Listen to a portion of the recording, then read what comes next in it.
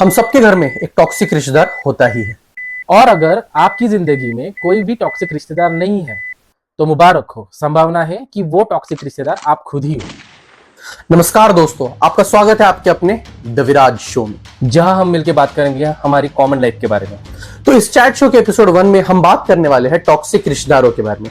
अब इसी टॉपिक को हमने क्यों उठाया, आपको तो पता ही है, मेरी हुई है रिसेंटली शादी। मेरी शादी में मेरे रिश्तेदारों का जितना इन्वॉल्वमेंट मैंने देखा, उससे तो एक ही चीज मुझे क्लियर हो गई, मेरी माँ क्यों मेरे रिश्तेदारों से इतना चिढ़ती है।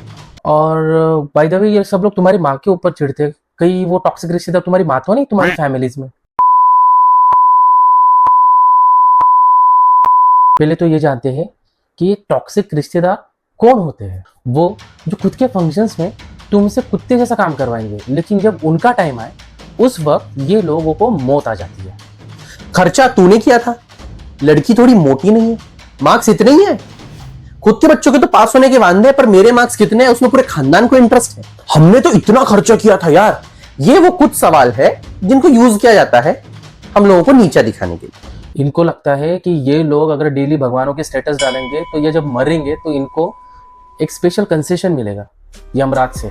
डायरेक्टली इनको मिलेगी स्वर्ग में एंट्री। जैसे कि यमराज इनके लिए वहां पे खड़ा है कंसेशन का कार्ड लेके कि इस क्यू में सिर्फ स्टेटस डालने वाले लोग हैं और उस क्यू में जिन्होंने कभी स्टेटस नहीं डाले। इनके लिए इनके बच्चों ने कमाए हुए 20,000 रुपए भी हमारे 1 लाख से बहुत ज्यादा है।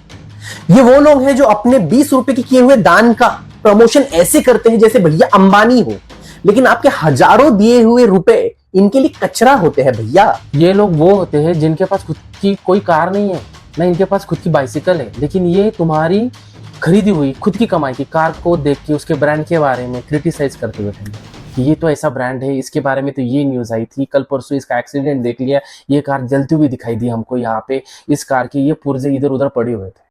ये लोग अपनी बातों को इतना शुगर कोट करके बोलते हैं कि हमें खुद की एग्जिस्टेंस पे शक होने लग जाता है। इन लोगों को मैंने एक स्पेशल नाम दिया हुआ है, मिठा मादर।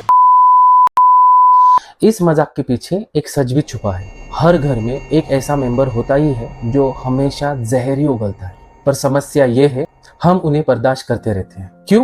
क्योंकि रिश्ते निभाने हैं। हम दूसरों की जहरीली बातों में इतना उलझ जाते हैं कि खुद की ही आवाज को दबाना शुरू कर देते हैं। अब इसमें गलती सिर्फ हमारी या उन टॉक्सिक रिश्तेदारों की नहीं, हमारे माँ बाप की भी है, क्योंकि उन्होंने बचपन से ही हमें सिखाया होता है कि सामने वाले की इज्जत करो, पर जबकि उन्हें सिखाना यह चाहिए था कि जो तुम्हारी इज्जत करे उसकी इज्जत करो। क्योंकि रिश्ता तभी तक अच्छा होता है जब तक उसमें रिस्पेक्ट हो। सिर्फ ब्लड रिलेशन होना काफी नहीं, मेंटल पीस भी जरूरी है। हम सबको बुढ़े और बुजुर्ग इन दोनों का फर्क पता होना ही चाहिए। जो अपने अनुभव और उम्र के साथ समझदार ना हुए हो, जो सिर्फ तानों और चुगलियों पर अपनी जिंदगी बिता रहे हो, जो आपके माँ बाप को ना पसंद करने का गुस्सा सालों बाद भी आप पर निकाल रहे हो, वो बुजुर्ग नहीं बस बुढ़े हैं। वृद्धाश्रम में भेजो सालों को।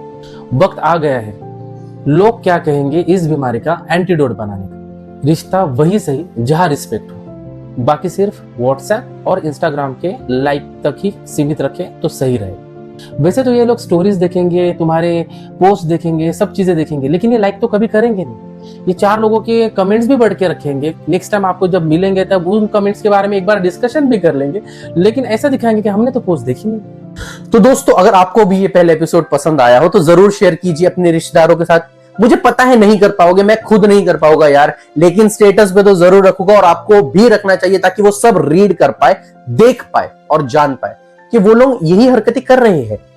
तो वीडियो को लाइक कीजिए, शेयर कीजिए और चैनल को सब्सक्राइब कीजिए। और अगला टॉपिक अपना जो ट्रेंडिंग चल रहा है ना मार्केट में, खूनी बहू है, वो होने वाला है, तो स्टे ट्यून। और याद रखिए, हमारा पीस ऑफ माइंड किसी रिश्तेदार के मूड स्विंग से ज्यादा जरूरी है। अरे वेट, वो बात करनी तो रह गई। कौन सी? जिसमें तुम्हारे डैड बोलते थे कि उन्होंने उनकी जवानी में बहुत स्ट्रगल देखे हैं। रहने दो, वो तो सबके बापों की कहानी है। कहीं वो सब लोग टॉक्सिक तो नहीं थे कि उनकी फैमिलीज ने उनको टॉक्सिक बोल के घर से निकाल दिया था स्ट्रगल करने के लिए? चुप कर साले, सब कुछ यही बोलेगा क्या?